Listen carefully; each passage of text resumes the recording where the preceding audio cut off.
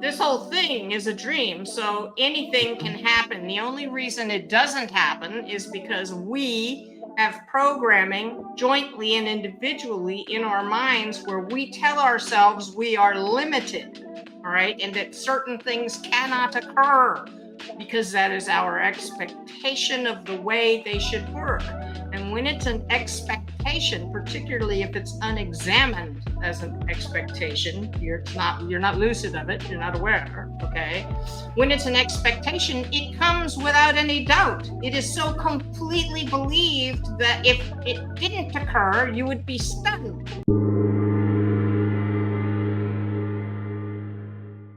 We're back at it. And that is the biggest topic, which is like, how soon does someone connect? Can you hear me? Yes. Yeah. Someone connect to lucidity, as we put it, as you so succinctly pinpoint, laser point.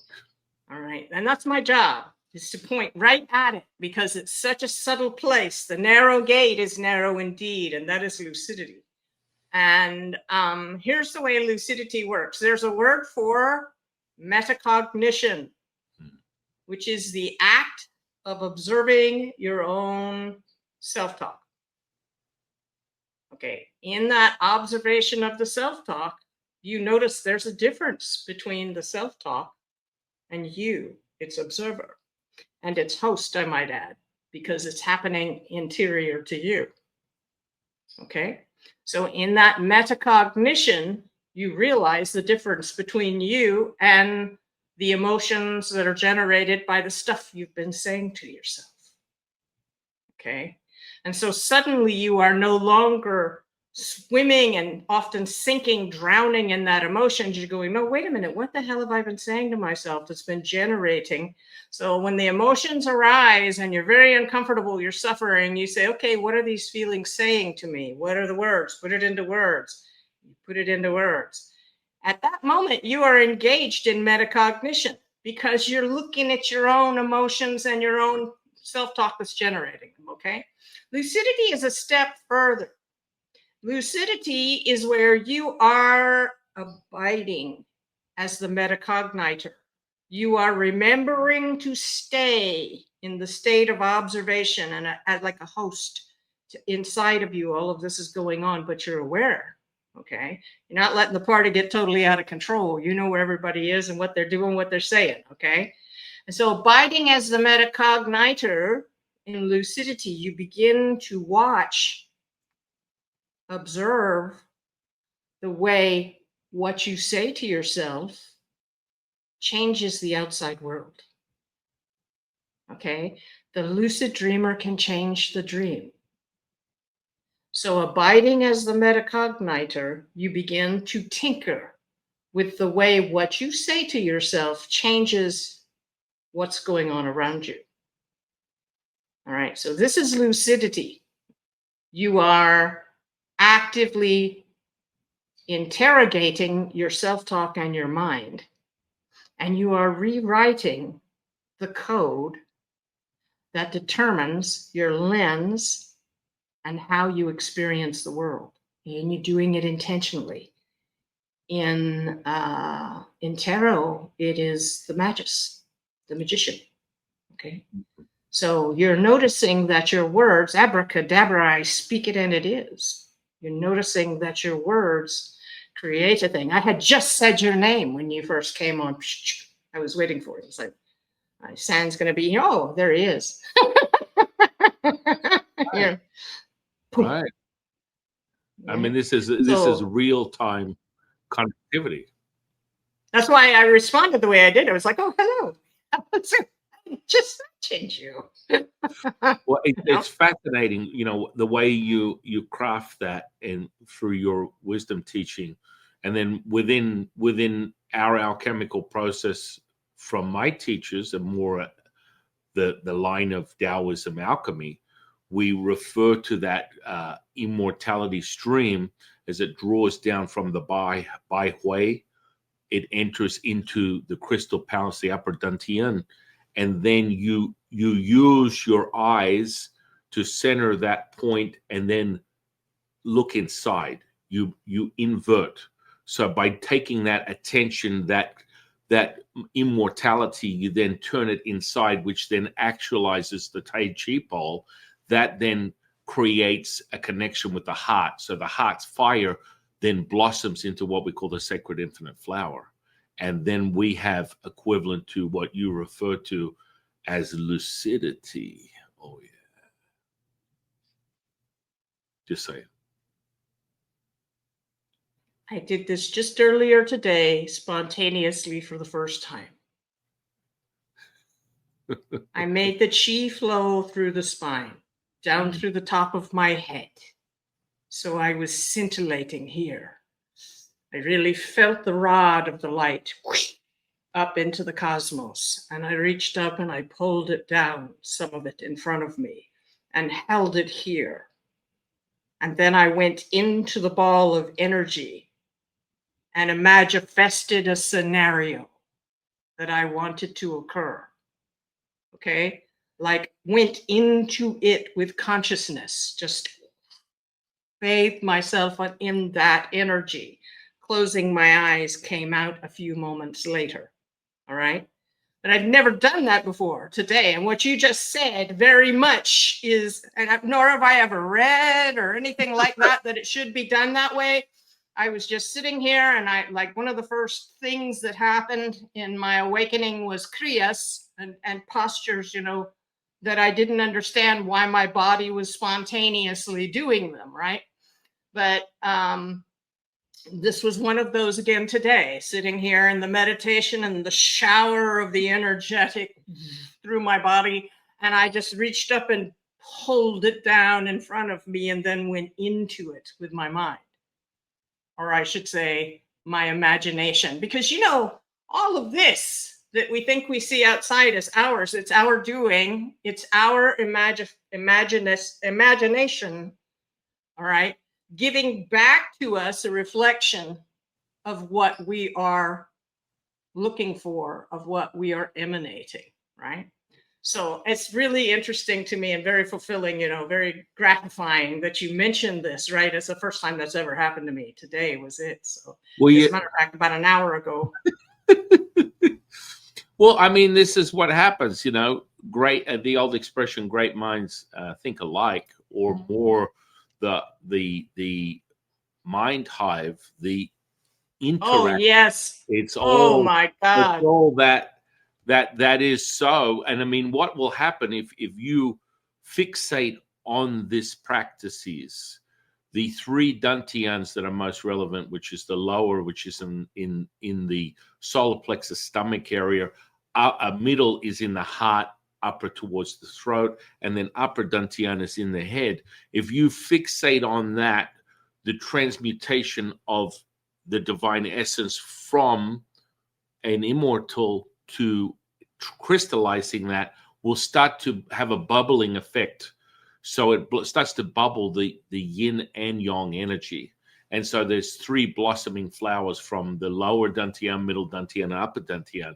And then it's just like an endless stream of this bubbling, independent of any thought action, independent of any mental gymnastics. This operating system will run independent. I always use the analogy, imagine driving your car down the street, you pull over the side of the road, you leave the engine on, you get out, the car's still running. This is what happens. So the alchemy starts to literally take on a life of its own, and you feel like you're birthing, because it's the embryonic mother. The embryo of the mother starts to ingest into the lower dantian. So that's about the closest I've ever experienced of actually, birthing a human being, but it becomes realized, and it's permanent. It is not. It is a permanent fixture. It is now as tangible as your flesh is, and so it depends on how much. The sacral dantian. The sacral dantian has been wild for years, just absolutely relentless from, I'd say, about the age of 7 years old. And then the solar plexus dantian, same thing, just an inferno. I mean, even more than the sacral, the lower there, that solar plexus. The heart dantian for me is, and the throat and the head, you know. But this one and the heart chakra are quieter. And they're quieter because one of the symptoms that I have had in my field, starting from about the age of 30, was that I was tripping electronics. I was like causing electromagnetic fluctuations. Particularly a nuisance was power locks on doors. Going as I close the door behind me. Oh no. Right. And I've locked the keys in the car again because I didn't touch the power locks. They're not supposed to close, power lock when the key is in the ignition. They're not supposed to do that, but they do it with me rather commonly. It's happened many times. So I also have had dreams where I was plagued by setting things on fire accidentally. I would look at them and think, not that, and there they'd go, So there's obviously a fear or a mindfulness, a wariness that I might, if I'm not careful with these last two, the heart and the throat, I might speak something into being. Is the feeling that I get there, and so those two are quiet. Yeah, well, we can ramp those up. Well, we will be. We are slowly but surely. I think it's definitely recommended because you're harnessing what I generally do through that alchemical processes is the breath, of course, the most sacred access to the primordial mother, right? So respiration, once actualized, is just basically the domination of the operating system. So at any point, I'm just filling my lower dantian, and I can condense that energy. And at a certain point, it's like a production line. So the condensing of the energy then transmutes. It runs up the Taiji pole, emanates through the middle dantian and then to the upper dantian and starts bathing the three treasures that I have up here. And from that, then you can start actualizing and transmuting, electroshock therapy and other things of that nature if you choose to. I get more all warm and fuzzy about, instant healings and mental, emotional healings and things of that nature. But if you want to focus your attention to concentrate that potency, you can be more intimate in close door environments where you can just, blow, as you say, you are not containing it. And from that, things start to go awry. And that is absolutely, when not measured correctly, one of the effects of having this unharnessed power is, because for that to actualize into an actual connective charge of electricity, which is just more a condensed pipeline, we have to palpate the spleen and the pancreas.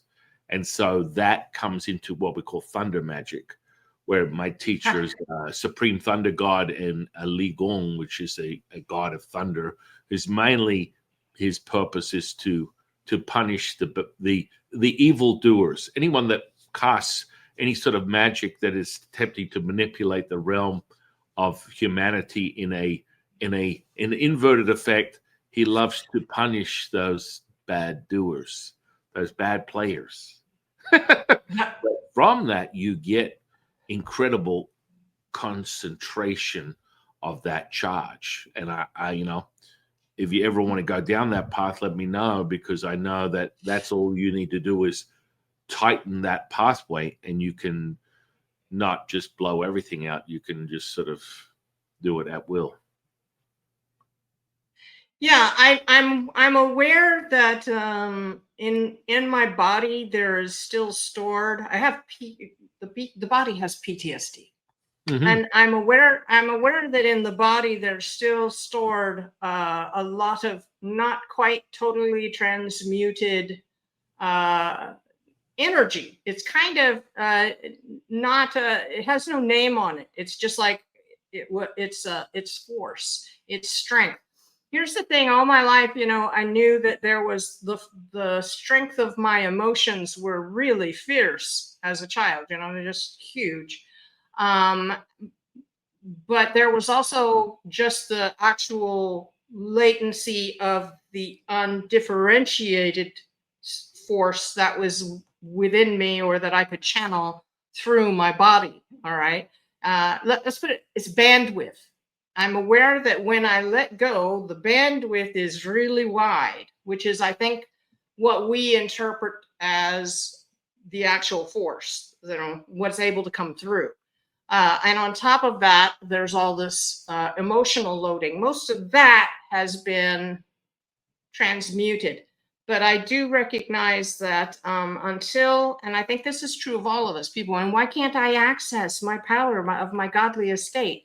Well, there's nobody here but you, and you are aware at every level of anything within you that could be destructive if it got out, so to speak. All Hmm. right, because there's no out. But if it got uh, demonstration in what we regard the outer world, it could be destructive because you are aware you are not entirely benevolent yet. You won't let that happen. So you won't allow yourself to access your own power until you are satisfied that nothing but benevolence remains within you. There's nobody here to stop you but you. So, because that's all that is here. You are you, and I appear to be me, but that's the same being in a multitude of sock puppets. Okay, basically. All right. And so each sock puppet has its baggage that, being identified with it, it affects you.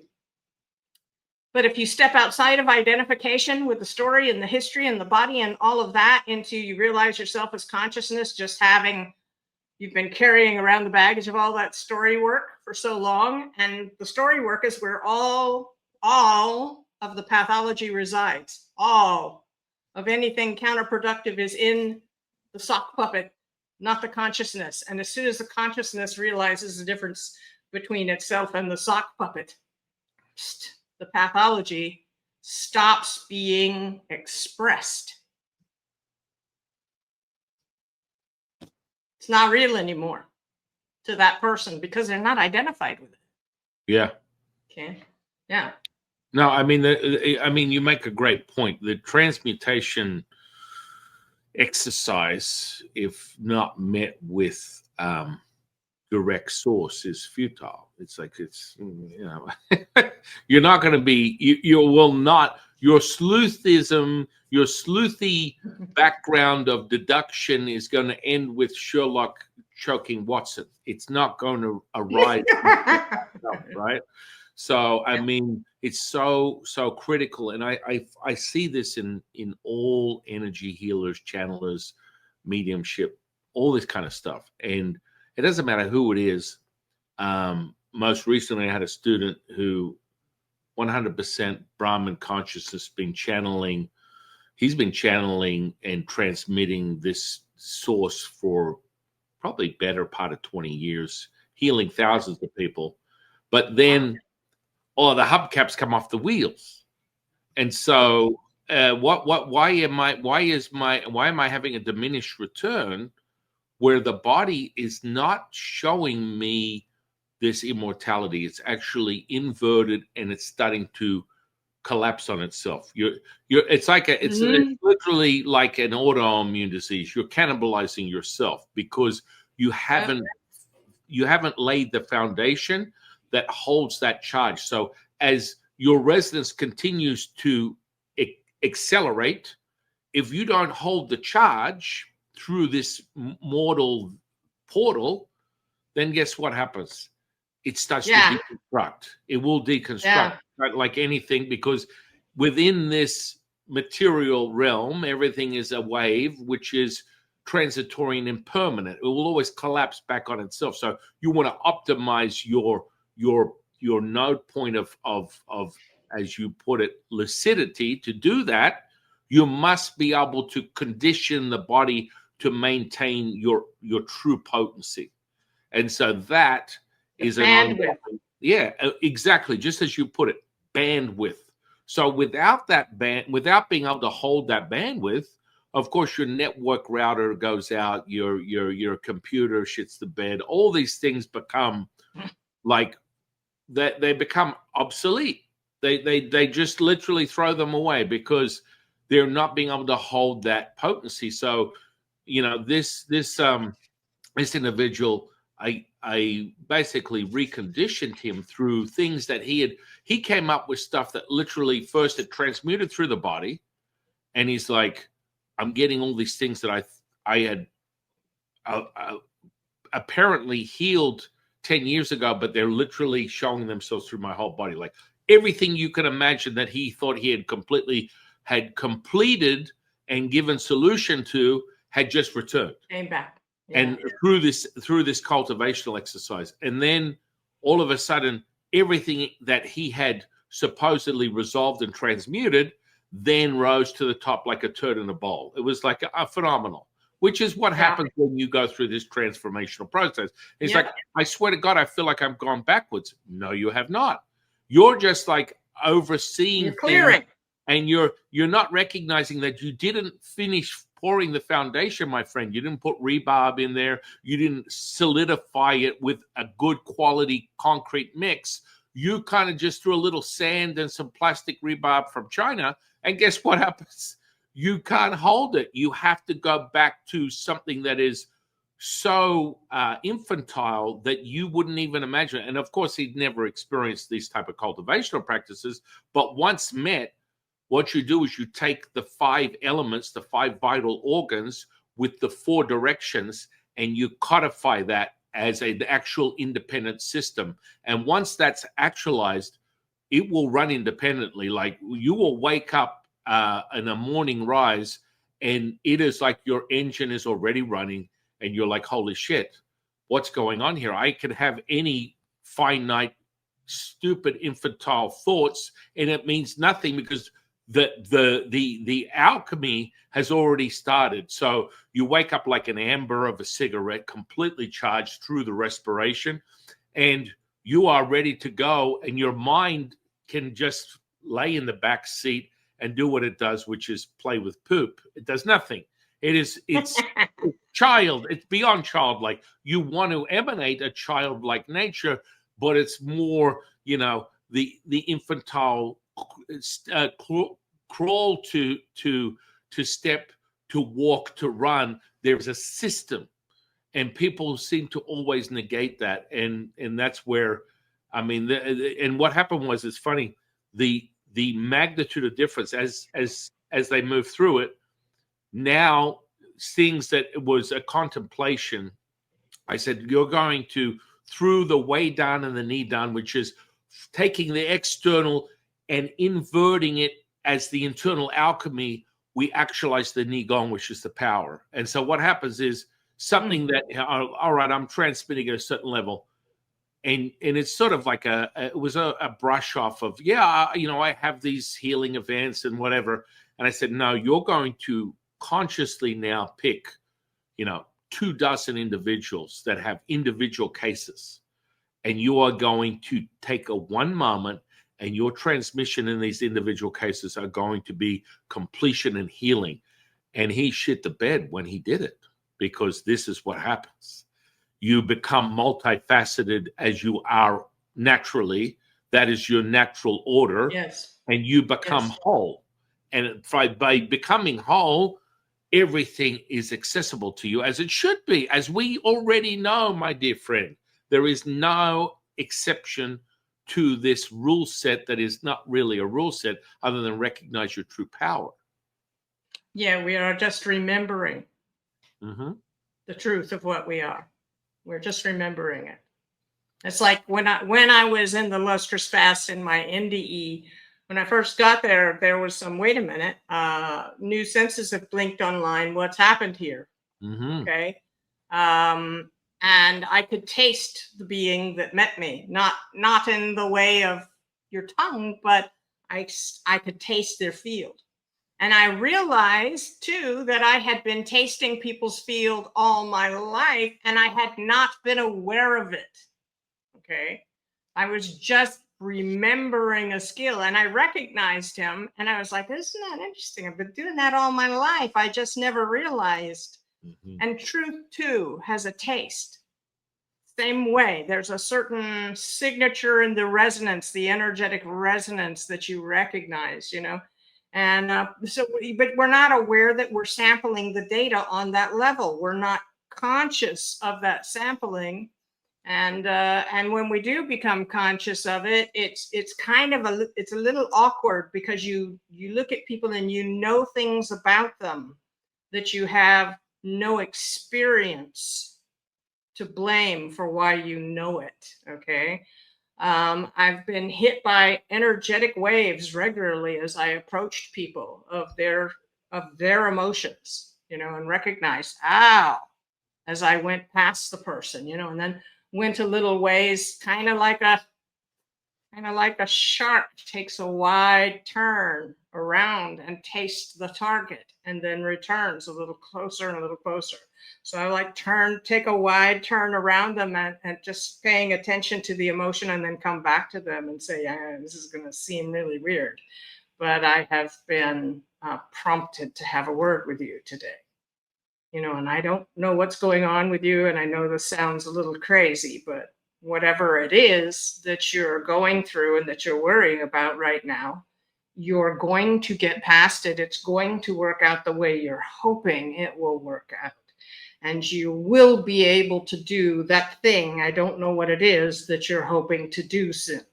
So please be assured of that and know that you're not alone. And I ran in and she just, oh my God, I can't believe, you know.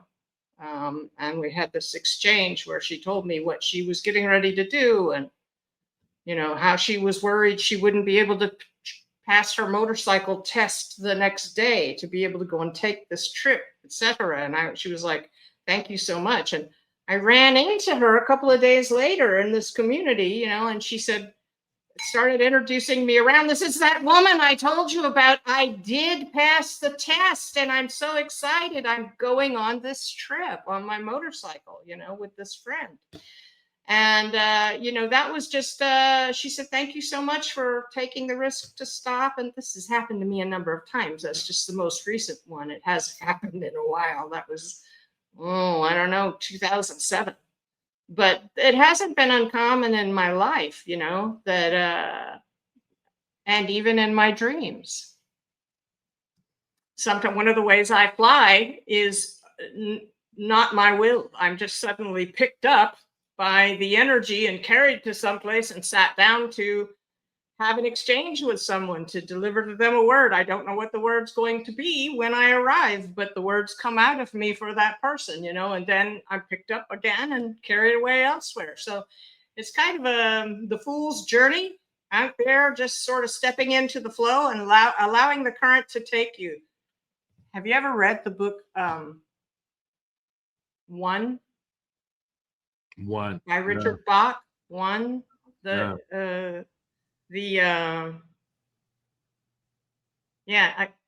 I think that's what it's called.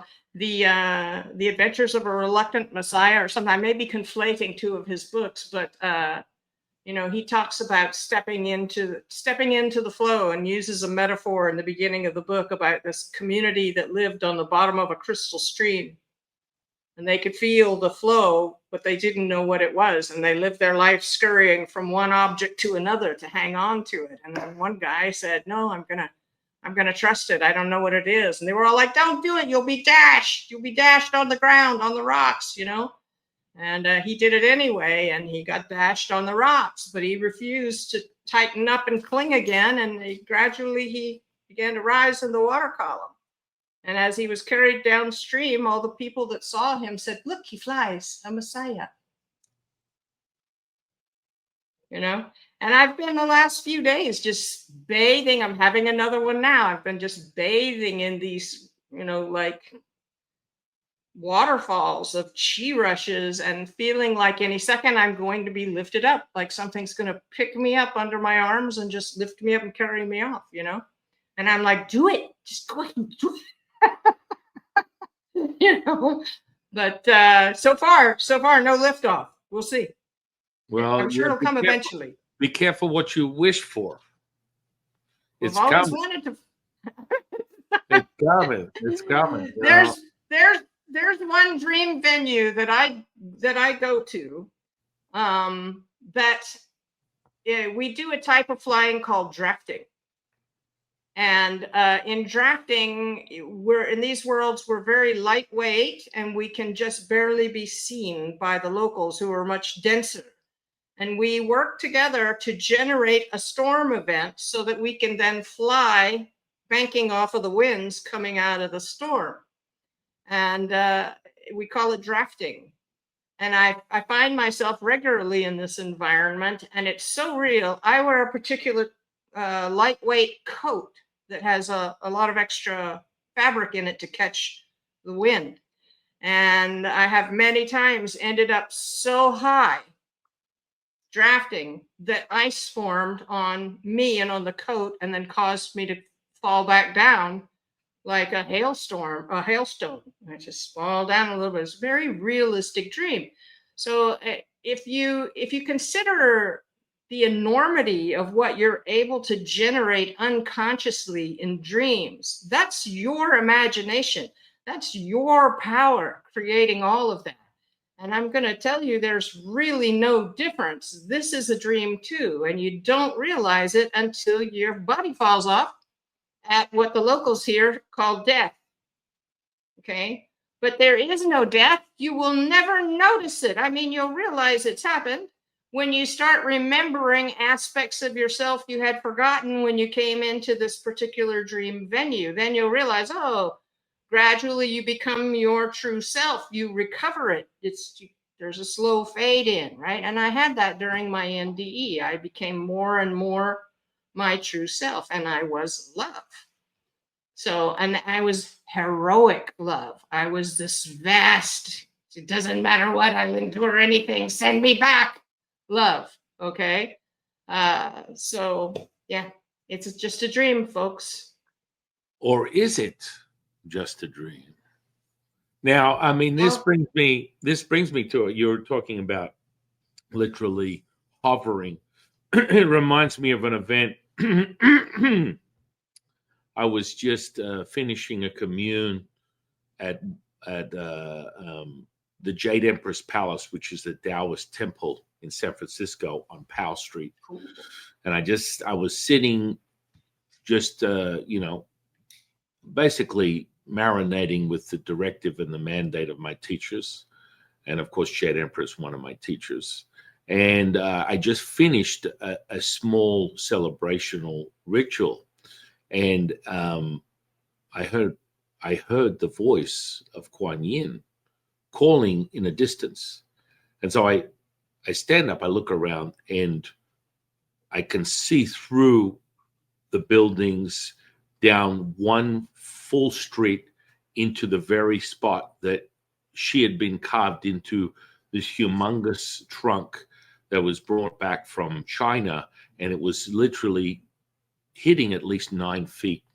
And I don't know how this guy got this in his antique store, but she was calling me. She was summoning me because of that nature. Because this particular temple is on the fringe of San Francisco, Chinatown. So all the good stuff. I mean, I got hundreds of stories about San Francisco, Chinatown. So it literally starts with a very reminiscent of the opening scene of Gremlins, where you go into the little antique store, the equivalent to an Asian bodega, and you are going into another dimension, very ancient, very ritualistic, and all these different sort of tools, whether they're stones or worshiping carvings. This guy had amassed a massive like antique collection that he'd been Mhm. sourcing from around the world. And so what he had under in the basement of his store was a treasure trove that just blows your mind. But I didn't even get that far the first meeting with Henry. Shout out to you, my friend. Is he still around? No, but his family are taking care of his antique store, and that goes deep. We'll go deep into this. So she's summoning me. I go down the stairs of the temple. I enter Powell Street. I pass the local municipality equivalent to a library, right? So that library was under the temple, another story altogether. And second, I took my attention from the summons of Kuan Yin. The library itself was hoarding, 18, 20, something like 30 like entities that were succubus. They were devouring the neighboring visitors, and it was just a fun fest. That I had to exercise at a later date, but I was given attention to that. So I walk down the street. I enter Henry's antique store.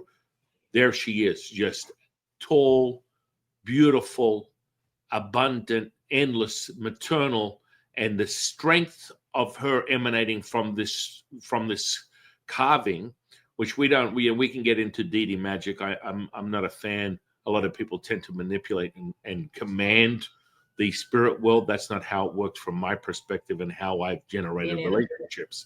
So then Henry looked at me as I walked through the door, and I walk up to him and I just put my hand on his forehead. He falls backwards and literally stops from about 10 inches off the ground, passed out. And I'm like, you can't make this shit up. Now I and then like a feather just floats down to the bottom to the floor, and he's out. He's out. And I just sort of just attempt to wake him, and he's just like, okay, what's going on here? He was completely startled by this thing. Now, Kuan Yin is being very clear, giving me an update that this guy has been basically peddling antiques from across the globe that have been stolen from specific temples, and she was one of those assets. And so he was stunned because he was very old guard, ancient sort of script. He had barely an understanding of English, and most of his language was in Cantonese. I'm always dancing with Cantonese and Mandarin. My life is always met with these sort of like ritualistic commands as I embrace my own language. And so we had this conversation with his broken English, and it was just like, you just passed out. He forgot the part where I walked up and put my hand on his forehead. That part was erased completely. And I helped him up, and I sat him down and said, are you okay? And like, she's talking very clearly. There's stuff downstairs you got to check out. There's stuff in the walls you got to check out. I mean, it just gets, this place, my friend, he had 3 terracotta warriors in a false wall in his store. I don't know whether you know what a terracotta warrior is. Oh, yes. Yeah. Oh, yes. He had 3 of them, and they're all like, it's like they're in a safe house going, help, please, help. It's unbelievable. When I went downstairs into the basement, he had 5,000-year-old carvings from temples that have been ripped off. Because you have to understand, this is a big deal. China was starting to consume at that point many, many years ago. They were buying back a lot of their antiquities. And it was a standard where they would not allow things coming in and out of the country. And so specifically, terracotta warriors, the last sold one on the market, was bought by Bill Gates for $7.8 million. And so this guy has them in his false wall. Now, whether they're still there, they're not there anymore. But it was unbelievable. So he was perplexed because I'm a Guaylo. In short form, that means that within the Chinese culture, I'm the white spirit. That's the N word for a white person. What do you have to offer? And it's like, of course, he's looking at me at face value, not understanding how rich my heritage is and my lineage that goes back thousands of lifetimes. So he's just looking at face value because he wants to contort the material world. It's all about the material world. Yeah. It's all about selling. And so Yeah. I said, look, there's a couple of things going on here. You got a bunch of pieces downstairs. It's like, where? And behind the wall here, you have 3 pieces. He was like, how? What? He didn't even know what to make of it. I'm like, you have 3 very hot pieces that, from what I'm told, are terracotta warriors. He just like went white. He was just like sitting there. He knew enough English to understand what I was saying. And he was just dumbfounded. He was dumbfounded. Like, can you show me? And he was just like, and he went to his front door. He closed the door. The little bell rang as he closed the door. He locked the door. Closed. And like he is like, you can't make this shit up. I know that's what he was thinking in his own version of Cantonese. It's like, I'm going to share this with this person because how does he even know? How would he ever know? Right. And like, Right. my goodness, the potency, my friend, which you can tap into and feel that resonance, is so righteous. It's crazy. It's wild. And so he just spent his time, had some type of fixated way of the wall would like a what do you call those things? An accordion. He could pull the wall out, and literally there the statues were. The wall was literally like 8 feet deep, density wise. Like, you can't store these statues. It's like you wouldn't know it's there unless you were the one who created the false wall. And I'm just like, you can't make this shit up. And then he showed me downstairs and I said, look, I need to explain something to you. I was just at the Taoist temple. This statue right here, Kuan Yin. Yeah. Kuan Yin. It's telling me all of these energies, these spirits are telling me, you need to get rid of this stuff. You need to return it from where it came from, or furthermore, put it in a place where it will be valued, honored, respected, nurtured. Yes.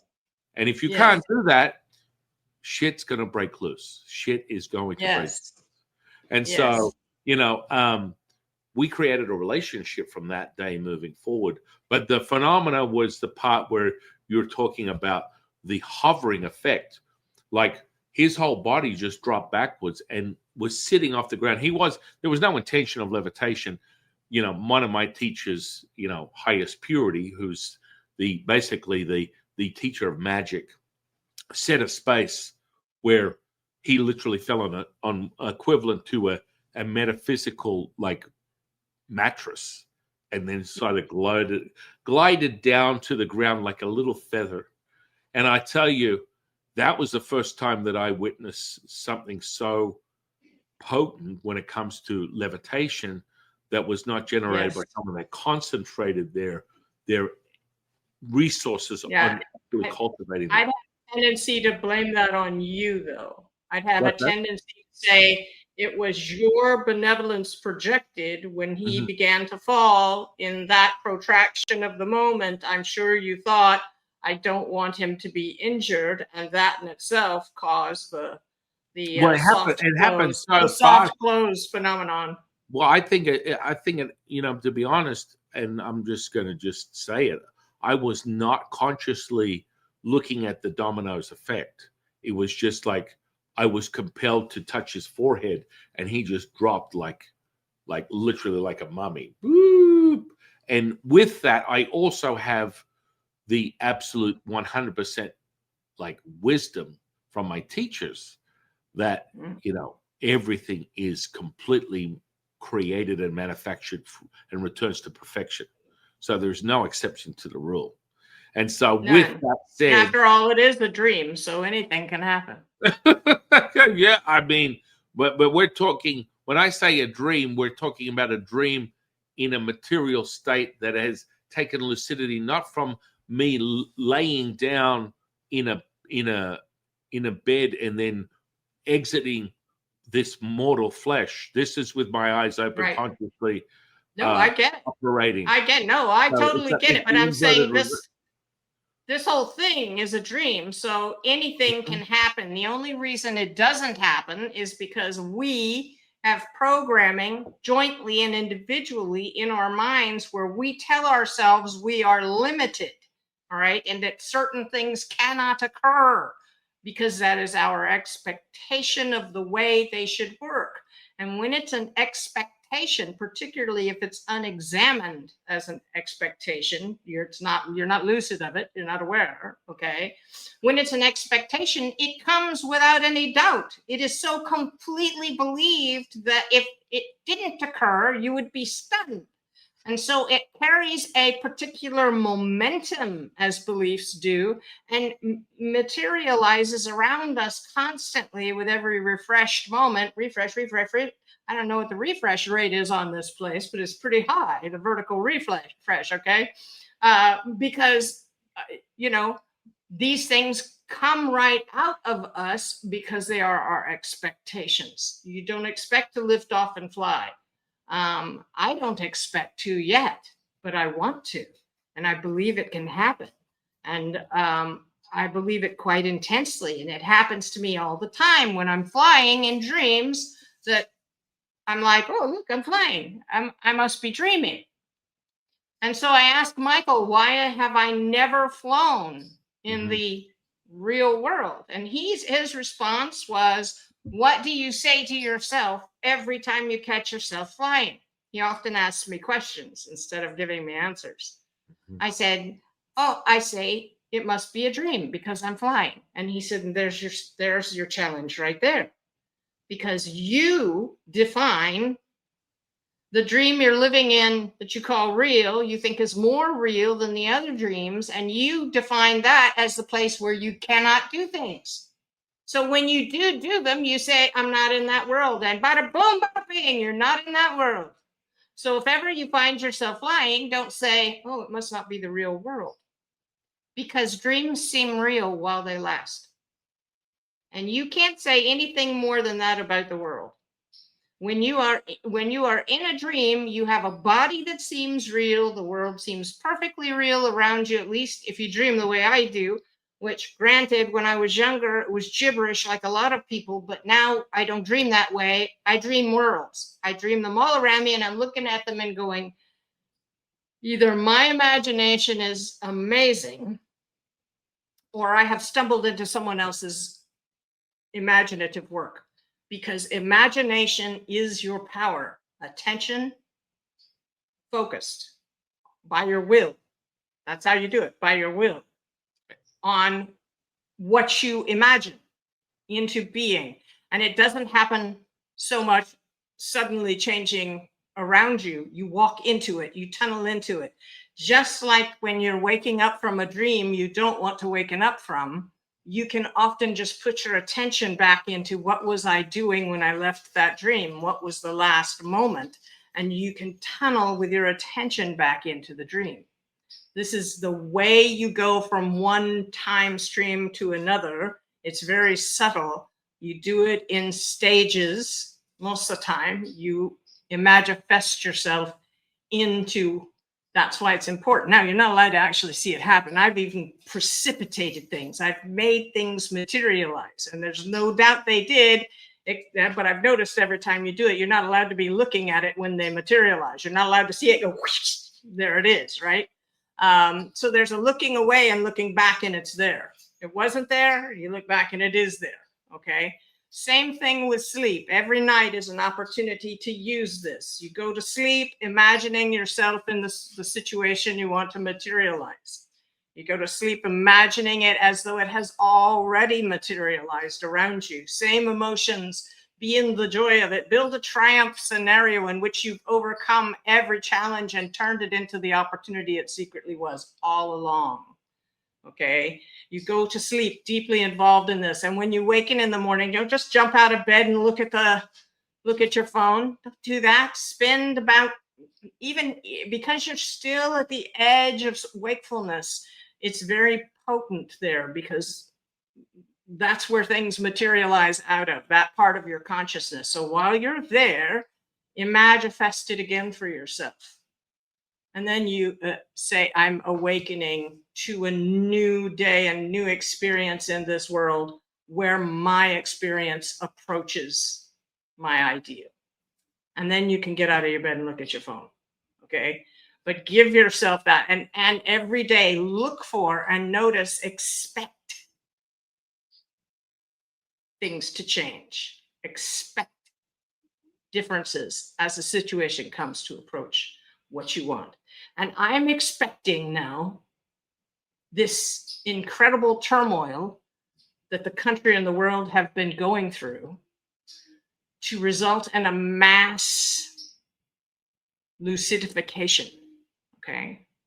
And I see it happening more and more, and people ridiculing the ridiculousness of the situation is the first awakening, because it breaks the spell of the doubt and the pain and the fear that was taking over everybody's mind space and heart space. Not everybody, but most everybody was like dread, fear, dread, fear, dread, fear. Okay, just sinking in it, okay? And not ridiculing.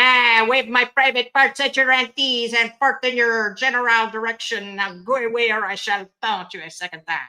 All right, this it made people laugh. And you know, as we know, because we're not flying yet, the world suffers from an excess of gravity. We need levity. Don't you think? Oh, We need the levity. 100% amen to that.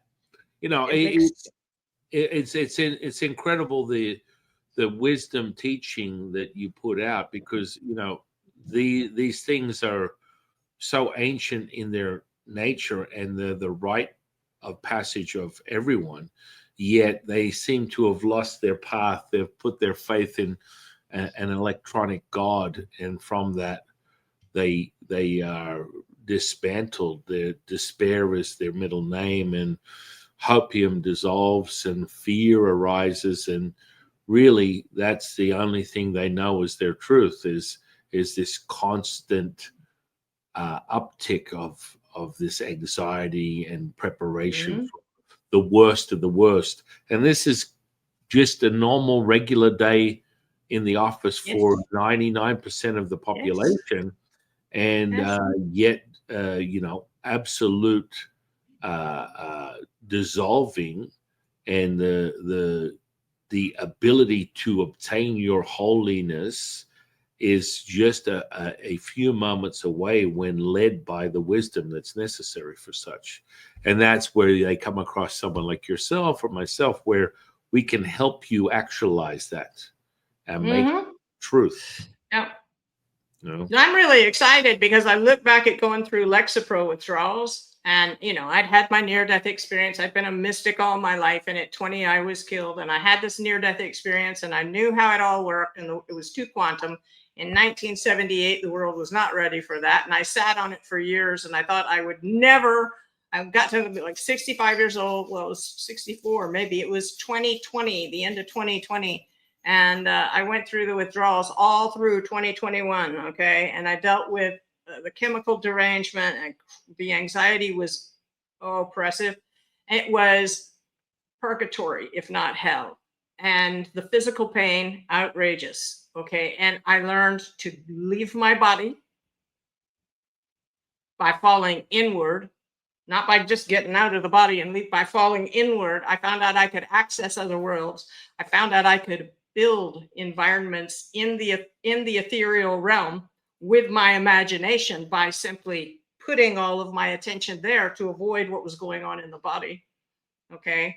I learned that I was the observing consciousness. I grew into the experience of that, even though I knew it in words, and from my near death experience, I grew into the experience of it because I had to, or I would die. Okay, literally kill myself, because the body was for 9 months trying to get me to kill it. Just make it stop. You know, is the constant begging, make it stop. End it, end it, end it. And so I look at that and I go, because of that, I'm going through this. And the first time we went through this, I was like really blown apart by it, just really restimulated the PTSD.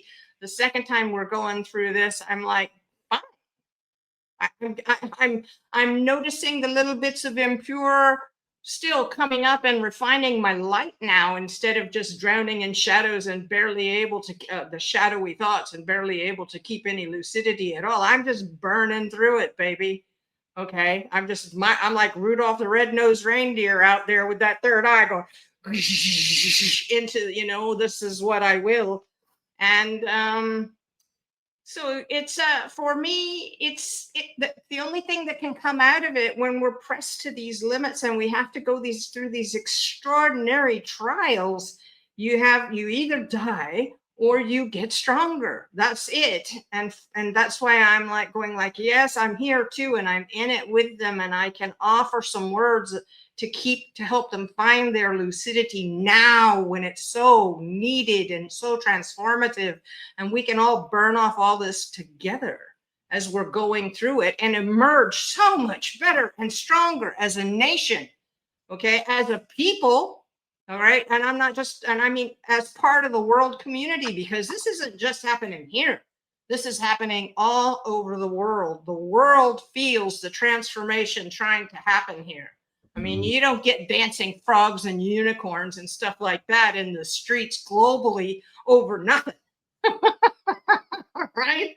This is a big deal, what's happening spiritually all over the world. That wave is taking hold. And so, no, I can't help but feel something magnificent is about to manifest. And I'm like, I'm so, this is the time we have been expecting. The awakening is coming through mass opportunity that looks like problems and challenges, but it's an opportunity to find what you really are and to observe the difference between you, the consciousness, and that raging emotionality. This is why we wrote Rise in Lucidity and Master Anxiety, because once you realize anxiety gets all of its power over you from you, that's it. You learn just take my attention literally and put it by my will focused on something else, and the anxiety dies. It just piddles out. The attack tries to start. Little thought runs through your mind. Something needs to be done. And you go, what needs to be done? And it says nothing, and runs into the shadows of your wall space. You go, I know what that is. That's just a symptom of that old chemical chain of events in my body trying to precipitate an anxiety attack. And guess what?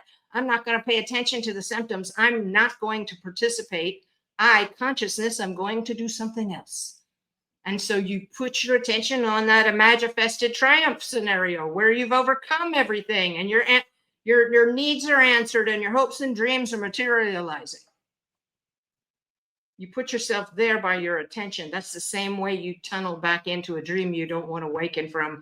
You tunnel into the dream you want to fall into.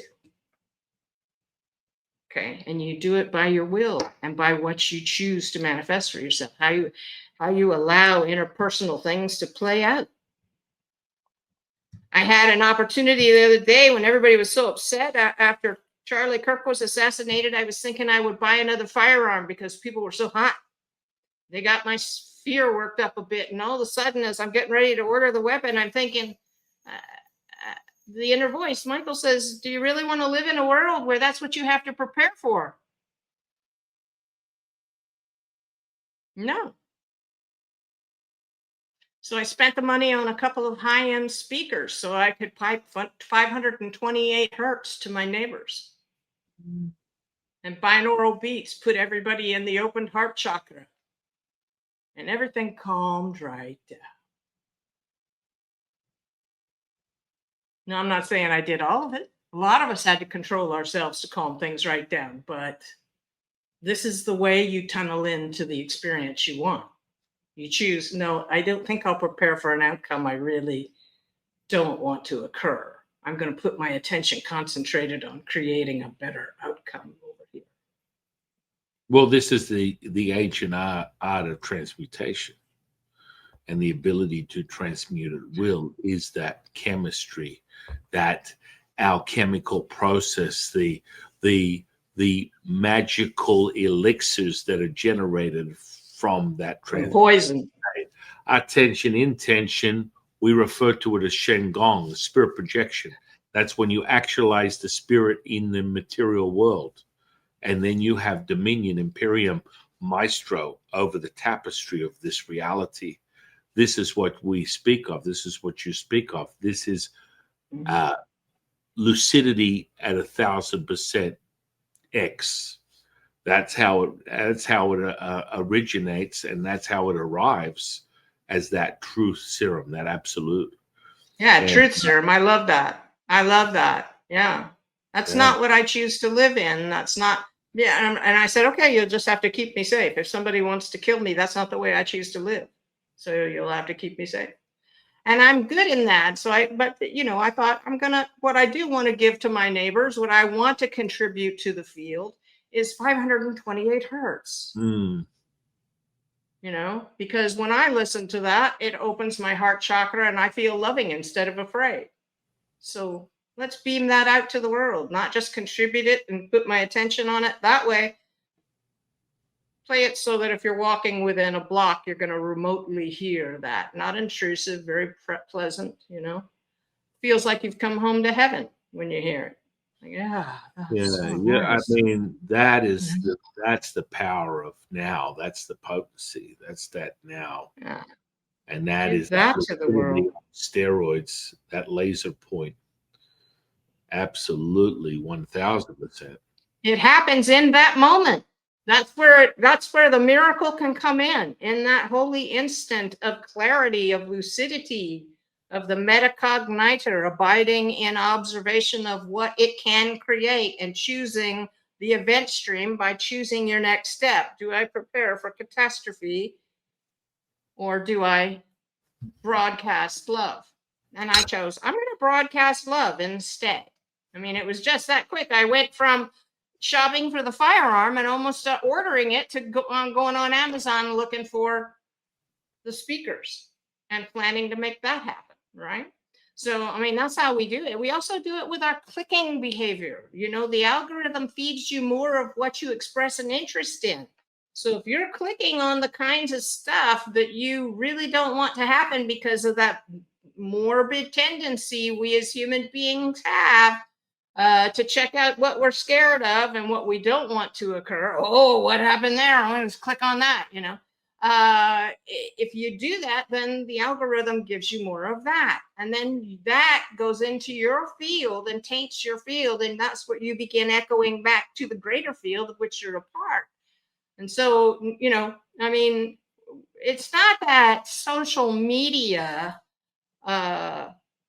is so much the problem is we stop talking to each other. Instead of talking to each other, we only talk to people who echoed our own sentiments, and the algorithm also echoed that back to us. And so that's all we're getting is this bubblification. All right. And we got people living in totally different worlds and scared of each other because they're not talking to each other anymore. And the algorithm is only feeding them more of what they click on.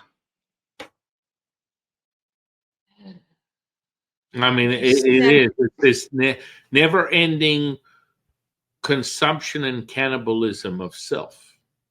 It's forever. It's a rat. Yes, but only the dark bits. But only the dark bits. Well, right?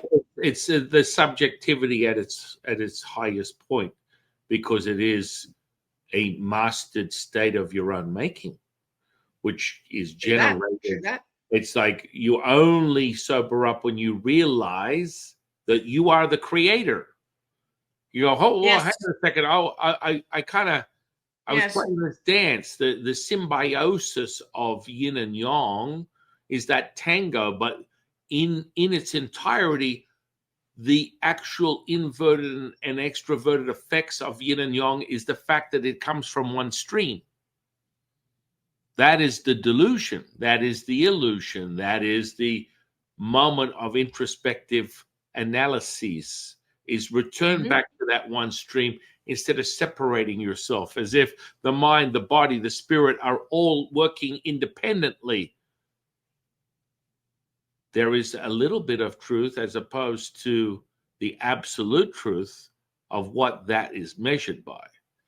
And that's where the alchemy comes in. So we dissolve the mind's incipient delusion of regurgitating and sending back to you the same old programming with a different color. Oh, yeah, but it's pink today. It's different. Oh, yeah. It's Oh, orange yeah. tomorrow. It's Yeah. blue the next day. But when we realize that, guess what?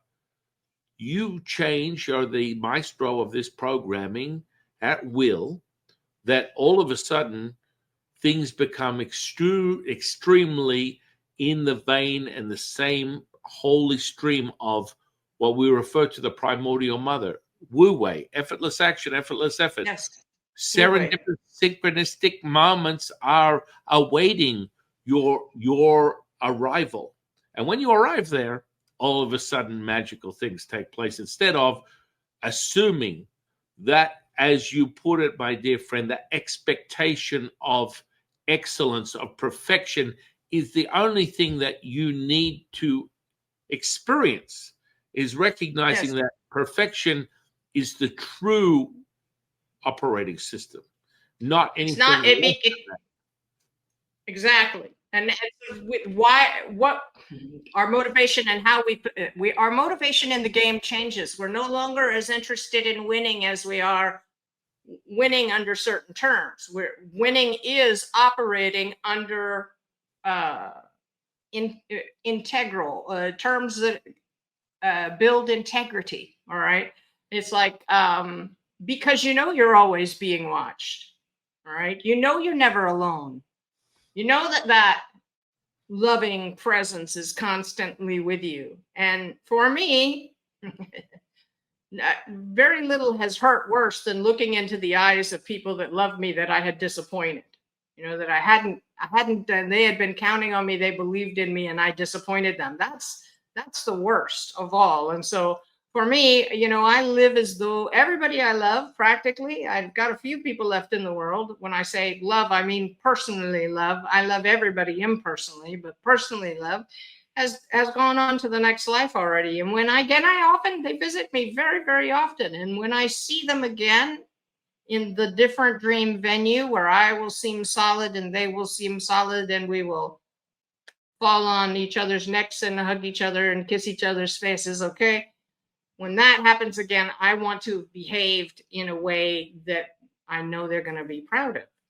Okay. And so how I play this game is far more important to me, what I'm putting into the world.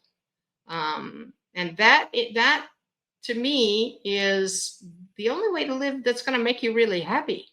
It's the only way that's going to allow you to access your mojo, because until you're living that way, you're not respecting yourself.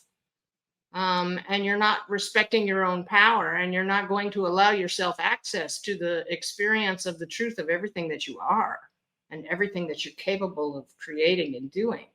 Okay, so you're going to be a minor player in your own story.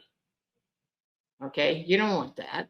It's take control. That's what I tell people. You realize yourself as the imagifester, the metacogniter, who is changing the thing.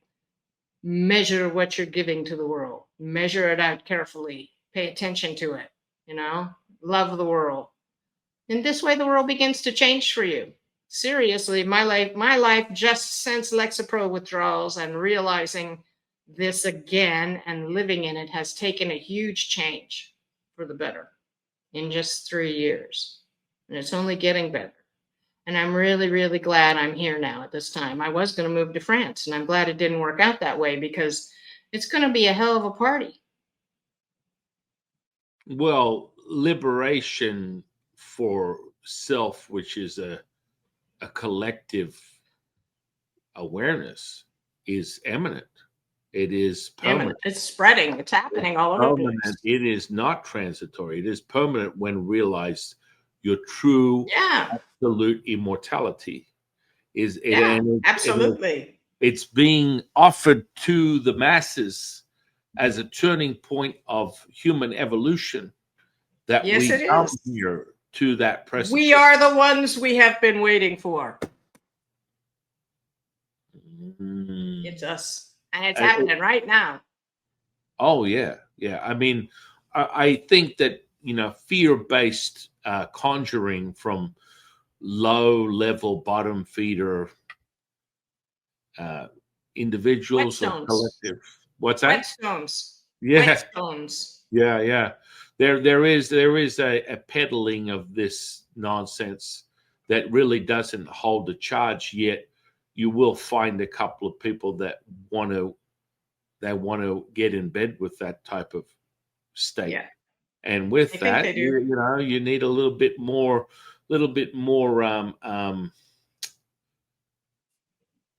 persuasion to get them to realize because pinnacle on a point of where the residence is in humanity right now, specifically, referencing planet Earth and where we're merging to, just in this timeline of 2025, it's only going to become more and more rooted in the maternal mother embrace of nurturing, which seems so absolutely absurd under the circumstances of the fear peddlers that want to take on the airwaves, screaming and yelling that the apocalypse is coming, financial, environmental, basically Earth's own corruption is happening right now.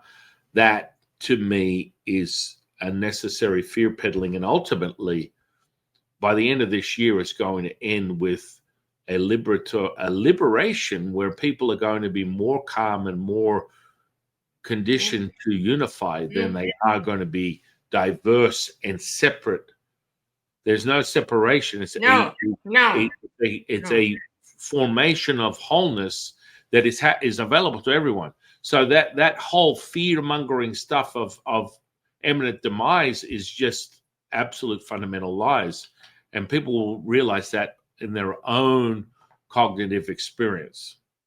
Yes, but it leads, all of that fear peddling, fear mongering leads to a breaking point. Like when I was going through the withdrawals, I had, the anxiety had been so bad for so long, so many waves, along with the pain and the sense of dread, being in a nightmare from which you cannot awaken was what it felt like, and you couldn't sleep, and I just snapped. The At the point that I just snapped, I said, I don't have to participate in As I this. Yeah, I mean, as I I always just, say, participation is not required. I was the anxiety attacks. I was the miserable person. I was until I said, wait, I don't have to participate in this. And it was an instantaneous thing. It wasn't a gradual dawning on me. Things got that bad that I just let go. I just surrendered to it and stepped out. All right, you do your thing, body. You're going to be in withdrawals for a while. I'll be over here. I'll come back periodically and check on you. I just stopped playing with it, and that's what's going to happen to people. They're going to realize that they're being wound up and wound up and wound up and wound up intentionally. They're monetizing your fear and anger, because frightened, angry people doom scroll, check the news and the weather much more often, which means they can sell more ad space. And the more upset you are, the more this is true. And so they're just winding you up for their enrichment. Don't participate. Don't click on the scary article. 3i Atlas just message CERN back, and it's terrifying. Everything is, and it's terrifying. Actually, On YouTube. why don't you expand on that? Because I haven't even put my attention to it, but everyone's rambling about this 3i Atlas. What in Dow's name is that? I mean, you have any more information? I don't have any. I'm just kind of looking at it going. More peddling of a potential apocalypse or a first actual, like, what do you call it? First contact. And this shit has been going on for years. They're like, oh, contact. Well, it's not this year, it's next year. I mean, are you sounding more like an evangelistic fear peddler of baptized Christianity at its highest level? which goes back to other organized dogma religions that might be in the form of other things that people would refer to as, what is it? Not Judaism. Well, that's again another organized religion. Well, why don't we talk about what's that other one? Jehovah Witness. Oh, it's happening this year. You're not the 144,000. It's going to happen, and it doesn't happen. So, hang on. How that is the most diluted state, in my opinion. It's like, if you're going to keep peddling, and that's where they get most of these people. There's a huge community, my dear friend. You understand this, where they just keep repeating and regurgitating the same shit. Oh yes, and it never. It's all planned for July. It never actualizes, right? It never It's actualizes. all planned for August. It'll come at the end of August. It's all planned for September. It'll be November. Right. So when it doesn't month. happen, like what about 2000? Everything's going to shut down. Never It's the happened. end of the world, man. 2012, even though we go through complete manipulation from a small amount of complete scumbags that attempt to try and manipulate the world financially, they are running a script that is material based. They have got nothing on the holy stream of divine self that you really are and that we drink from, because that's where alterations are made. And so the more they harden themselves up to the idea that it's all material is the biggest fallacy, the biggest misdirection, the biggest delusion that they're going to control the narrative of this material state. That is not. The immortality, the divine righteousness is going to hold that node. And ultimately, if you want to play the heaven and hell, good and bad, three-card Monty, you're going to always find that the uptick, the higher state, the higher resonance will always precede anything else. Amen to that. Amen to that. So be it. I am. Right. My take on it is I believe it is alien technology, as we would call it. I don't believe there's any harm in them at all. The feeling that I get is they may be on a hyperbolic trajectory that I don't think they're planning to leave the solar system right away.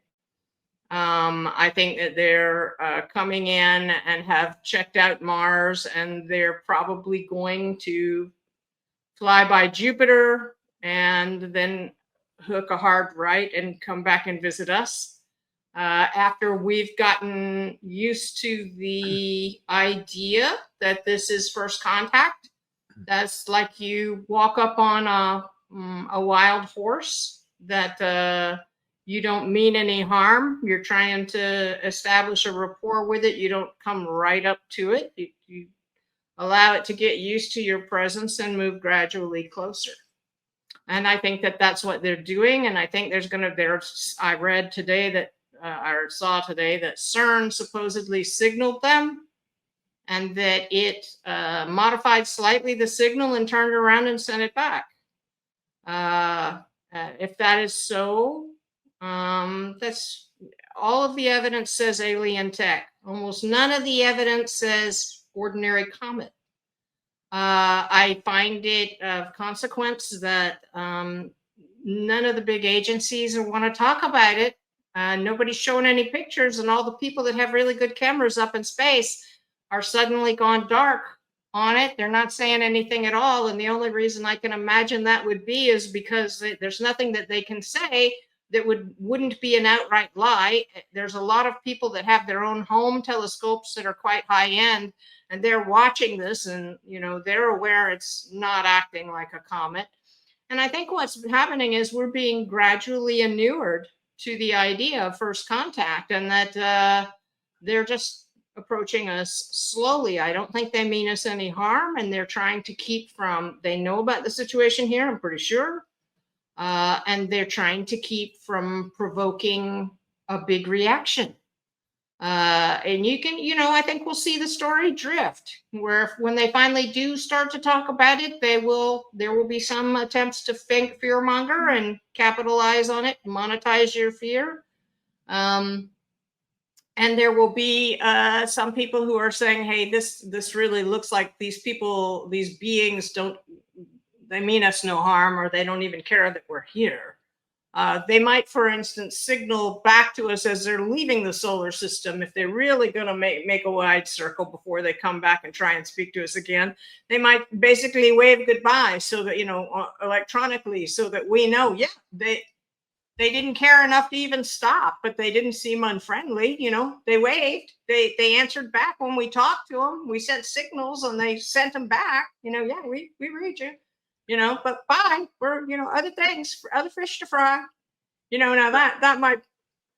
Has that already been documented, like that line of communication yet, or no?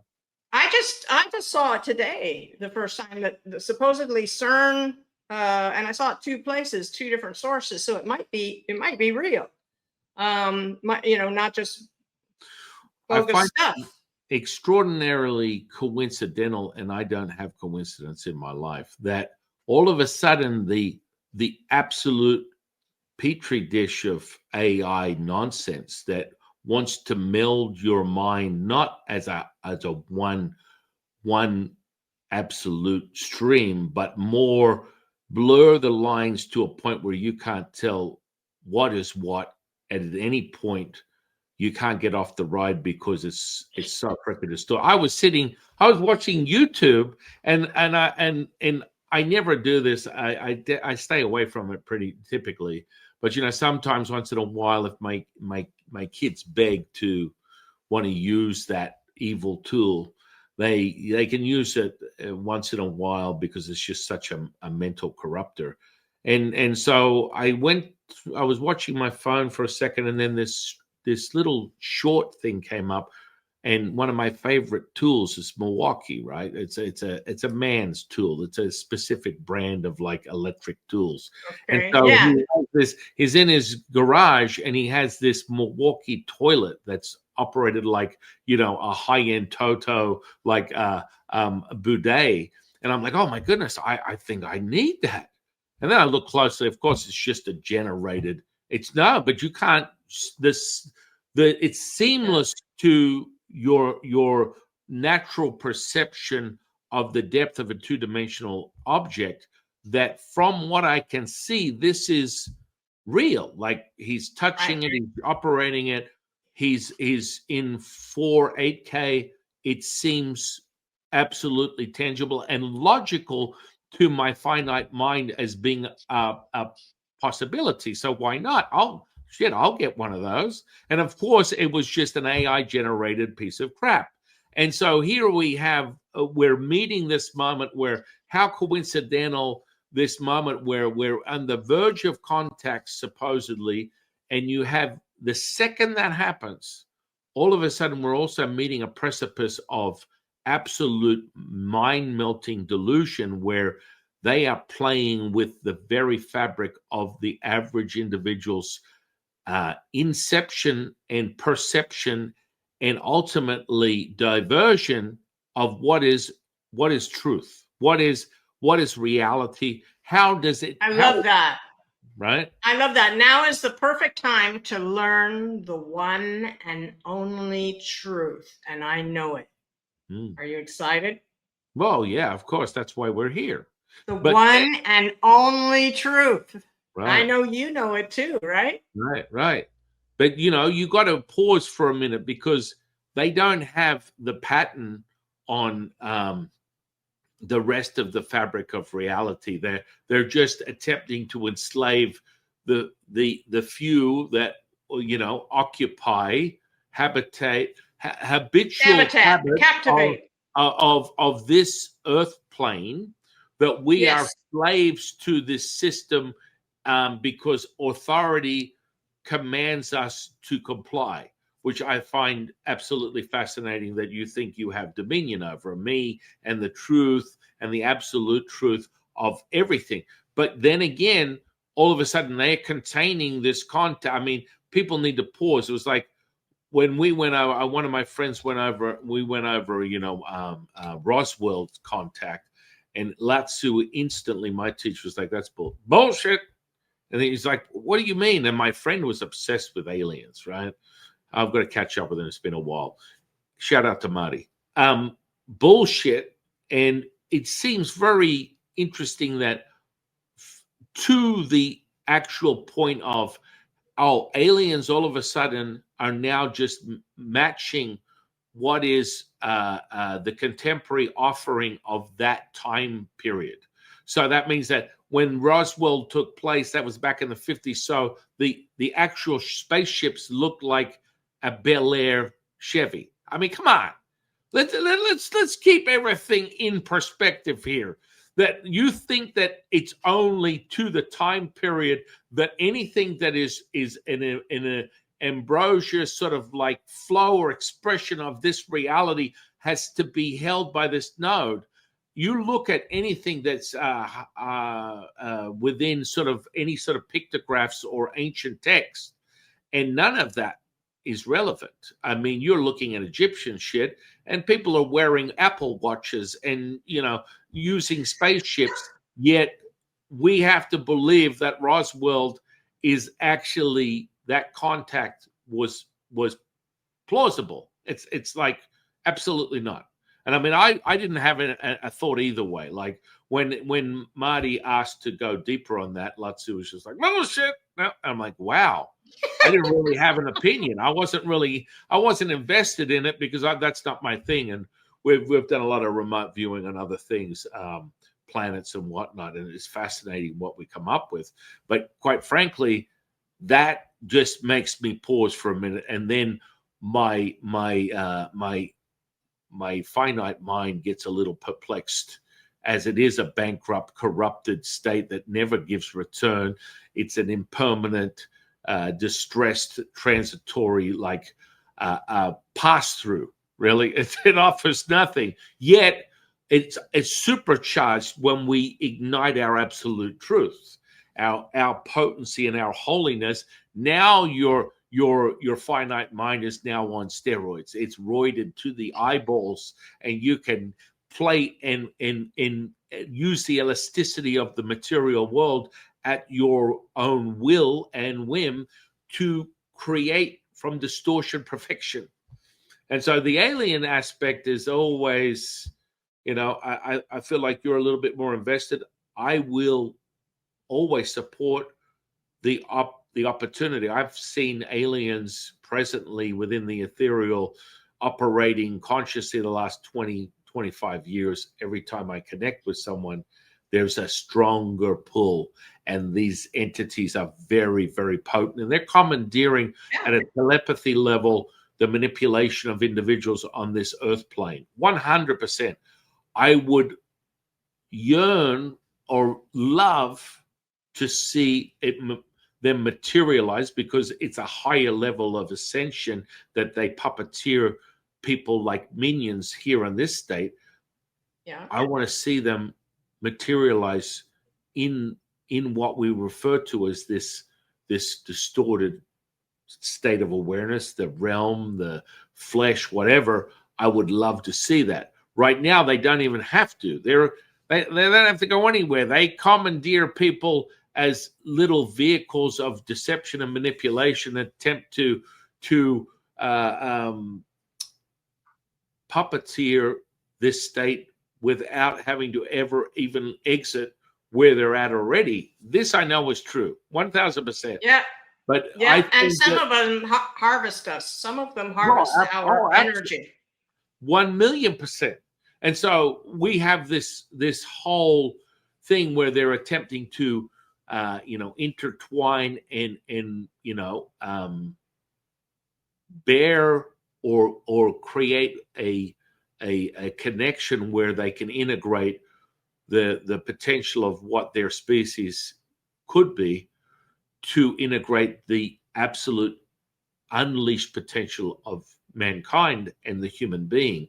And every time I noticed, one of the things that we came across, Marty and I, through our adventures, was the reason that you fundamentally have these anomalies where you come across a psychopath or a sociopath, is the fact that these aliens are attempting to birth this perfect being from their integration, because they want to acquire the sentience and empathy that human beings possess. So they're trying to breed with something greater, and what happens is you end up with a soulless shell that is this emanated state of, psychopathic, sociopathic behavior that doesn't make any sense. Like, how far removed is this person from switching on the operating system, which is an inherent natural state, this sentience? And so it's interesting. I would never have even proposed that in my mind, but that's the whole point of tapping into this information. We have no fucking idea what's going on. It's crazy. And so in a logical, introspective way, that makes a lot of sense to me, that these sociopaths and psychopaths are byproducts of this breeding process they're attempting to integrate, and they still can't connect or bear the fruit of this optimal operating system from a humanistic perspective. This is the most sought after jewel in the universe, is the human beingness. And the potential of that is untapped. It's not even close. And so when we look at 3A Atlas, I still pause because I don't sense life in that state. I would love to reminisce and embrace it. Yet when I tap into that from Lustrous' perspective, there's no life there. There's nothing. So either they're commandeering just like a drone, which, more to the point, if I look closer, I'm getting the very clear messaging from Lustrous that they're commandeering like a drone this object that would be perceived as potentially alien life form from a distance. They don't have to actually expend any energy where they're going to actually put themselves in danger. They're just commandeering this vehicle from here, from their own mind, and they're telepathically altering this stuff and altering the connection here. And so the distraction is there. Now, how far that goes, I think, is more in a three-letter organization manipulation. And they're getting all kind of like, oh, no, I'm not really. You're using AI to absolutely mind fuck everybody. Just saying. Maybe I. Well, I've been thinking about the only, you would ask yourself, well, why would they, when you decide, is this possible? Is it plausible, etc.? Yeah, There's a couple more pictures out today that really do not look like a comet at all. They look like a ship. Right. And they look like they might be legit. I haven't decided yet. This just came out this morning, but for me, the only reason I could see, you got to ask yourself, why would anyone undertake such a journey? I mean, it's costly, it's dangerous, etc. And the only reason that I could see is if they were a very high intelligence and spiritual development, so that they could have the cooperation that would allow them to have the resources they need to undertake such a journey. And the only reason that I could see they would want to undertake such a journey, I mean, first of all, they have to work together sufficiently well to do it. And the only reason they would want to undertake such a journey would have to be benevolent. I'm thinking, if I had the assets, the resources, the ability to do such a thing as that, I might. And the only reason I might undertake it would be to engage in terraforming. If the ship is the size that this comet looks like and has the available energy it looks like, then this object could very well house equipment and laboratories and stuff to encourage terraforming on planets that they found that were habitable. And terraforming is a process where you start the evolution by you've got to create a magnetosphere to protect the planet so that it builds an atmosphere. And once it builds an atmosphere, then life can start to evolve there. With no atmosphere, That's not going to happen. And then it'd have to be further seeded with the biological forms and the water that it needed to actually do so. That's the only reason I would do such a thing as that. And it's a big enough object that it could have everything they need to do such a thing. But that's the only reason I could imagine anyone would so undertake such a voyage. That being the case, also you have to wonder if perhaps this thing came from the direction of the sun, roughly speaking. And so what I'm saying is, I'm wondering if there is perhaps on the other side of the sun, some distance away, a stable or an intermittent wormhole that would explain how they could get such a vast distance. Or it could be even creating its own wormholes right there with it that allows it to travel so fast without using as much energy. I mean, you don't know what kind of propulsion is involved here, but the thing that I'm getting at is it seems unlikely, unless they were extremely benevolent to begin with, that they would be able to accomplish it at all, to pool their energy and resources to make it happen. And if that is the case, then they would be here, one presumes, with benevolent ends.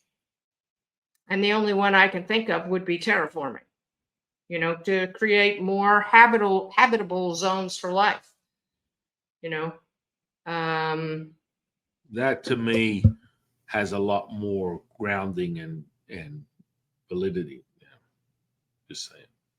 As a theory for why they do it.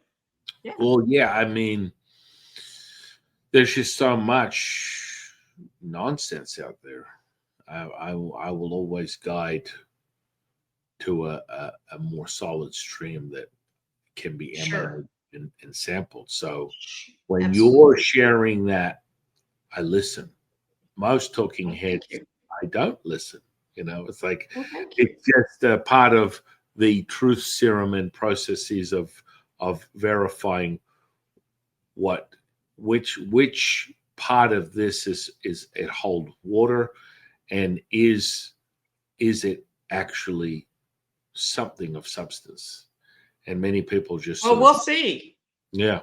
We'll see. Eventually we'll see. But right now, I would love it to be alien life, because if it is alien life, or even just alien tech with no life aboard, okay, that would be fine too. I just can't imagine, is what I'm saying, that it could come to a bad end. No matter how much the fearmongers try to frighten people, I would like them to consider, as this evolves, the situation, I'd like to keep in mind that in order to warring people fighting each other don't have the resources to make something like that happen. Okay. And so you're automatically selecting the species that could make such a jump would have to be very, cooperative with each other, and probably quite benevolent already, because we all want to love everybody, but some people are easier to love from further away.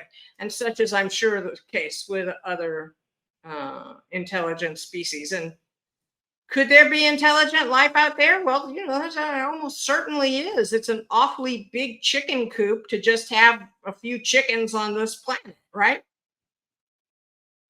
100%. 100%, my dear friend. We have just logged in another notch of incredible wisdom teaching through our embracing of our unity, and basically this is just what we do, and I love it. I can't get enough of it. I can't wait for the next one. I think we have covered some incredible ground here today, and sharing so much insight and wisdom to what is possible and what you need to do to access this lucidity that we speak of, and how you craft your own destiny through this path and ancient practices. And what better way to do that than your ambassadors? You and I are the concierge of awakening And that's our purpose here on this planet, to help others find that unification as we speak. Lucidity is peace. Lucidity is peace. You get yourself lucid, and all of that stuff going on around you is like you're the center, the eye of the storm, and you just watch it happening, and you deal with what you must deal with, but there's a lot more purposefulness in your doing, so your efforts are much more focused. You're not spending a lot of time and energy on self-talk that drains your energy, makes you feel conflicted and frightened, and all of that energy that you had been unconsciously giving to unhealthy self-talk comes back to you, the only true thing, consciousness. Okay, that's it. The common denominator of all experience, consciousness, and all that energy you'd been unconsciously giving to unhealthy self-talk comes back to you. And so the way you handle things is entirely different. Amen to that. And that's the whole. Good to see you. Oh, it's so great to see you. And of course, for the audience, we will return again, as this is regular programming. This is a necessity to nourish my soul, to be in union and communion with my dearest friend. I really enjoy you. I really, really enjoy you. This is amazing. Likewise. Yeah. Great conversations every time we get together. So let me know whenever you like. It will be back again. We will continue regular programming as usual.